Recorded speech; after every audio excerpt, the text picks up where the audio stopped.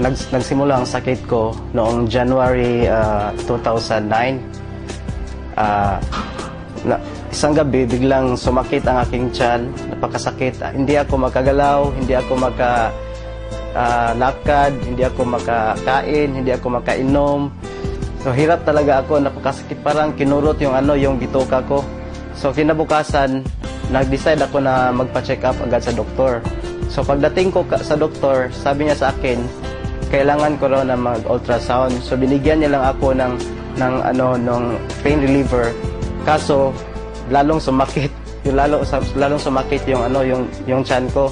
So kinabukasan, nagpa-ultrasound ako kaagad. So ang resulta lumabas na mayroon pala akong 1.6 cm na kidney stone. Pagkatapos noon,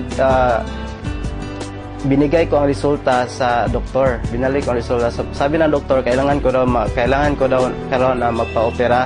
Kaso walang laser dito sa Tagbilaran. So kailangan pumunta sa Cebu. Wala ko sa kondisyon, so napakahirap, napakasakit talaga. So naalala ko yung kapatid ko na meron siyang ini-endorse na produkto. So tinawagan ko siya. Pagkatapos noon, dumating siya, nakita kami. So binigay niya sa akin yung C24/7. So sabi niya sa akin, subukan mo lang yan. Dahil makakatulong yan sa'yo. So sabi niya sa akin, inumin ko raw 6 capsules per day. Ininom ko lang yun. Kinabukasan, naramdaman ko na medyo guminawa yung pakiramdam ko. So makakain ako, makagalaw na ako. So pinagpatuloy ko lang yung pag-inom. Hanggang sa dumating ang 5 araw, so after 5 days, napansin ko na wala na talaga akong nararamdaman. So nag-decide ako na magpa-ultrasound ulit. So pagkalabas ng resulta, nagulat na ako, na-shock na ako na nawala na pala yung kidney stone. So sabi sa akin ng doktor, anong ginawa mo? Sinabi ko sa kanya na C24/7 lang to. Pagkatapos umuwi na ako sa amin, napakasaya ko.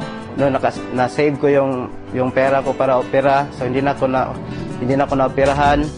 Tapos bumuti yung kondisyon ko. Napakalakas ko, bumalik yung lakas ko, napakasigla ko.